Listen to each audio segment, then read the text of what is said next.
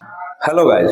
अभी अभी हमारे बिहार में चुनाव खत्म हुआ है जिसमें एनडीए को प्रचंड बहुमत यानी कि 202 सीटें मिली हैं 243 सीटों में। उसके बाद से जब से ये चुनाव खत्म हुआ है तब से पूरे देश में और हमारे बिहार में भी दो चार चीजें जो हैं जो काफी सवाल पैदा कर रही हैं। एक तो इतना वोटिंग परसेंटेज और इतना सीट आया कैसे इस चुनाव में एनडीए को। दूसरा, क्या जो एसआईआर किया गया था उससे फायदा हुआ एनडीए को? क्या एसआईआर के थ्रू डाटा की चोरी, डाटा को काटने का काम किया गया? और चौथा, क्या मोदी सरकार यानी कि एनडीए की सरकार ने महिलाओं को रिश्वत देकर ये वोट को खरीदा था? चलिए इन सभी मुद्दों पर मैं बात करूंगा क्योंकि मैं भी बिहार से हूं और इस सारे प्रोसेस हम लोग गुजरे हैं, देखे हैं, अपने आंखों से एक्सपीरियंस किया। तो आपको मैं बताना चाहूंगा इन सारे मुद्दों पर जो बिहार का चुनाव हुआ इस बार, उसका माहौल क्या था और सच्चाई कितनी है। तो सबसे पहले मैं आपको बताता हूं कि जो एसआईआर किया गया था शुरू में, जबकि नाम काटने वाला, वोटर लिस्ट से नाम ऐड और हटाने वाला, उस समय जो नॉर्मल प्रक्रिया थी कि स्कूल के जो बीएलओ यानी टीचर को आपके घर भेजा गया था और उस टीचर को कहा गया था कि आप डाटा कलेक्ट करके लाइए और बोलिए उनसे कि आपको नाम फिर से जुड़वाना पड़ेगा और आपको कुछ साथ में प्रूफ देने होंगे। तो मैं बता रहा हूँ भाई साहब, मेरे पास जब टीचर लोग आए थे तो उन्होंने बोला कि आप अपना नाम, एड्रेस मैंने उसके फॉर्म में भर दिया, वो घर पे आए, इसके साथ मैंने उनके आधार कार्ड और पैन कार्ड का नंबर लिख कर दे दिया। इसके बाद उन्होंने मुझसे मांगा एक प्रूफ, आईडी प्रूफ, कि आप किसी भी तरह का प्रूफ दे दीजिए। देखिए जो प्रूफ की बात लोग करते हैं विपक्ष के लोग, चाहे जो न्यूज चैनल पे, कि प्रूफ कागज मांगा जाता है, कागज कुछ नहीं था। कागज उन्होंने मुझसे 10-15 चीजें मांगी थी, मेरा बर्थ सर्टिफिकेट, 10th का, 12th का मार्कशीट या एडमिट कार्ड या कॉलेज का, किसी भी तरह का जहां मेरा बर्थ सर्टिफिकेट मेंशन होना चाहिए, मेरा बर्थ डेट ऑफिशियल किसी भी में, वो उन्होंने मांगा था। अगर वो भी नहीं आपके पास है, वो आप अपने गांव में या अपने पंचायत में जाके अपने मुखिया से बनवा सकते हैं, अपने पंचायत समिति में बनवा सकते हैं, कोई बड़ा काम नहीं है।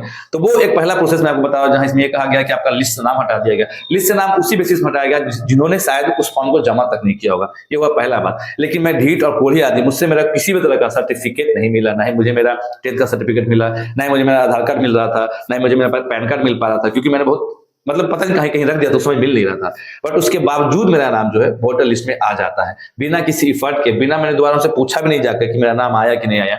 मुझे चुपचाप वो चुनाव से कुछ दिनों पहले वो बीएलओ साहब आए, मतलब जो टीचर होते हैं स्कूल के, वो आके उन्होंने अपना मुझे रसीद दे दिया और इस पूरे प्रोसेस में मैं कहीं नहीं दौड़ा, बस मैंने अपना नाम, आधार कार्ड नंबर और पैन कार्ड नंबर दिया था, मेरा नाम आ गया। तो जो नंबर आप बता रहे हैं कि एसआईआर में 6.5 करीबन 66 लाख लोगों का नाम काटा गया था इस पूरे एसआईआर में बिहार में, तो उसमें जो मैक्सिमम डाटा ये बता रही सीआई के द्वारा कि उसमें से कुछ लोग मर गए हैं, कुछ लोगों का ऐसा डाटा है जो ऑलरेडी यहाँ से बाहर मूव कर चुके हैं, और कुछ लोग ऐसे हैं जो किसी भी तरह का डॉक्यूमेंट उसमें प्रोड्यूस नहीं कर पाए थे, या इवन देख सोचिए कि डॉक्यूमेंट का लेवल कुछ ऐसा हार्ड नहीं था कि आप प्रोड्यूस नहीं कर सकते, आप वहाँ के जेन्युइन पहले से वहाँ के आप नागरिक हैं। तो एसआईआर वाले मुद्दे पर मैं ये कहना चाहूंगा कि इसमें आप ईसीआई को दोष नहीं दे सकते, क्योंकि अगर हो सके कुछ डाटा इन्होंने मैनिपुलेट किया भी होगा, बट जो मैंने लोकल ने साथ देखा उसमें तो ये समझ में आ रहा है कि इसमें नाम एडिशन कराना कोई बड़ा टफ काम नहीं था। तो ये तो पहला बात होगी। दूसरा बात ये मैं कह रहा हूँ कि इतना बड़ा बहुमत एनडीए को आया कैसे। देखिए बात को समझिए, एनडीए ने कुल मिलाकर इस बार करीबन 1 करोड़ 40 लाख जो है जीविका दीदी को 10-10 हजार रुपए बांटे, वो भी महिला योजना के अंतर्गत। उस 1 करोड़ 40 लाख, मतलब 1 करोड़ 40 लाख महिलाओं में जब 10-10 हजार रुपया गया तो ये समझ में आ गया, क्योंकि बिहार एक ऐसा स्टेट है जहां 10 हजार रुपया एक इकोनॉमी के हिसाब से बहुत बड़ा अमाउंट होता है। किसी घर की पूरी सैलरी चलती है, किसी बिहार में इतना छोटा तबका, आप समझ सकते हैं कि पर कैपिटा इनकम, जो बिहार की पर कैपिटा इनकम है वो करीब 400 रुपये 300 रुपये के हिसाब से पर डे का है। तो आप समझ सकते हैं कि बिहार में गरीबी कितनी है। तो जो 10 हजार अमाउंट था ये काफी बड़ा अमाउंट है बिहार के लोगों के लिए। ये 10 हजार वहां इम्पैक्ट कर गया था सभी महिलाओं के ऊपर कि बिहार में आने, और इन्होंने वादा भी किया था कि साथ में चुनाव के बाद आपको हम 2 लाख रुपए भी देंगे कोई बिजनेस करने के लिए। तो ये ट्रिक काम कर गया और इससे पूरी महिलाएं, यानी कुल मिलाकर 1.5 करोड़ महिलाओं को जो मिला, ये सारी महिलाओं ने एनडीए को वोट दिया। करीबन 71% महिलाओं की वोटिंग इस बार टर्न आउट हुई थी बिहार इलेक्शन में, जिसमें करीबन ये डाटा बताती है कि 50% महिलाओं ने सिर्फ बीजेपी को वोट दिया है। वो किसी कास्ट से हो इससे मैटर नहीं करता, चाहे वो फॉरवर्ड थे, बैकवर्ड थे, ओबीसी थे, एससी एसटी थे, इसके बावजूद उन्होंने अपने कास्ट, अपने रीजन को छोड़कर उन्होंने एनडीए को वोट दिया सिर्फ जीविका दीदी वाले मामले में। और साथ में उन्होंने वृद्धा पेंशन में भी इंक्रीज किया था, जहां 300 से वृद्धा पेंशन को शायद 1100 रुपये कर दिया गया।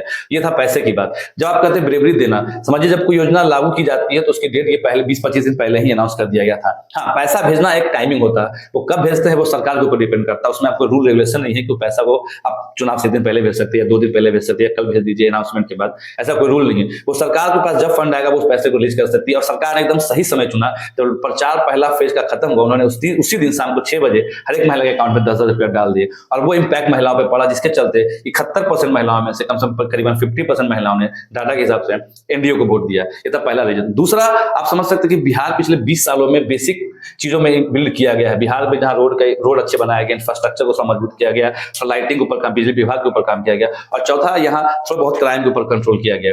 अगर अभी की जनता अगर वापस से एनडीए को हटाकर राजद को अगर राजद को बिहार सरकार में लाती तो शायद फिर से बिहार को वापस से 25 साल पहले जाना पड़ता और जीरो से शून्य करना पड़ता। तो शायद बिहार की जनता ने स्मार्ट खेला कि जो सरकार पिछले 20 से 25 सालों से उसी को कैरी फॉरवर्ड किया जाए, क्योंकि उन्होंने बेस तो बना दिया है। अब आगे बिहार में कुछ कुछ मुद्दे हैं जहां पलायन हो गया, जॉब्स हो गया, रोजगार हो गया, इसके ऊपर काम करने की जरूरत है। तो अगर शायद राजद आती तो ये मुद्दे वापस से ढक जाता है, वो वापस से जीरो से बिल्ड करते हैं। तो इसलिए शायद बिहार की जनता ने स्मार्ट खेला। जो लोग बिहार की जनता को गलिया रहे हैं, मैंने कई मीडिया हाउसेस को देखा है कि बिक गई है महिलाएं, बिहार के लोग बिक गए हैं, तो ऐसी बात नहीं है। 20 सालों में बिहार को एक स्टेबल राज्य बनाने की तरफ नीतीश कुमार ने बहुत बड़ा काम किया है। बिहार पिछले 20 सालों से धीरे धीरे चल रहा है। अब समय है कि बिहार में थोड़ा सा टेक जॉब आना चाहिए, कुछ मैन्युफैक्चरिंग हब बनना चाहिए। उसके ऊपर काम शायद अगले 10 साल आपको और इस सरकार को देना पड़ेगा, तब आप शायद इस सरकार को बदलने के लायक होंगे। क्योंकि जब भी कोई अगर नई सरकार आएगी तो वो शून्य से शुरू करेगी और फिर आप वापस से पीछे चले जाइएगा। ये था मेन रीजन बिहार की जनता को एनडीए को जिताने का, इतने प्रचंड बहुमत में देने को। तीसरा, ईसीआई से पास आप ये कह रहे हैं कि उन्होंने इस पूरे इलेक्शन को मैनिपुलेट किया, उन्होंने डाटा को मैनिपुलेट किया। आपके पास कोई प्रूफ नहीं है। आप जब तक इस इलेक्शन कमीशन के सिस्टम को आप कहीं प्रूफ नहीं देंगे तब तक आप ये नहीं बोल सकते हैं कि आपने इसे पूरा तरह से मैनिपुलेट किया।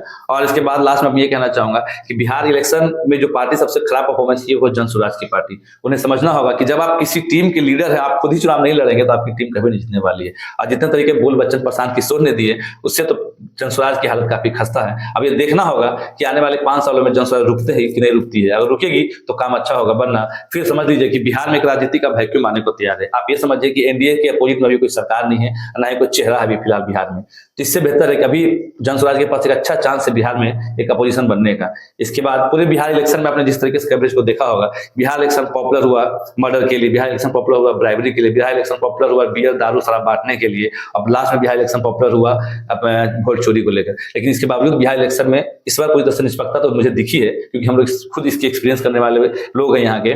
और बिहार में एसआईआर में तो कहीं गड़बड़ी हुई नहीं मेरे हिसाब से। और साथ में वोटिंग काउंटिंग में उसमें थोड़ा बहुत मार्जिन दे सकते हैं डाटा को लेकर कि 5-10 हजार वो सरकार के हाथ में हो सकता है। बट बिहार में ओवरऑल जो यहाँ की जनता को जो मूड था इस बार वोटिंग टर्नआउट को ये देख के लगता है कि Muslim community, Yadav community, Bhumihar community, जो लोअर कास्ट ओबीसी हैं, चाहे SC/ST हैं, सभी महिलाओं ने, मैं पुरुषों की बात नहीं कर रहा, पर जितनी जाति यहाँ पे रहती है उनमें सभी महिलाओं ने करीबन एनडीए को वोट दिया। और इसी कारण कितने प्रचंड बहुमत से एनडीए बिहार में सरकार बनाने को तैयार है। फिर से आपको नीतीश कुमार सीएम बनते हुए दिखेंगे आपको 18 से 20 तारीख के समारोह के बीच में। बाकी आपकी क्या राय इस पूरे बिहार चुनाव को लेकर प्लीज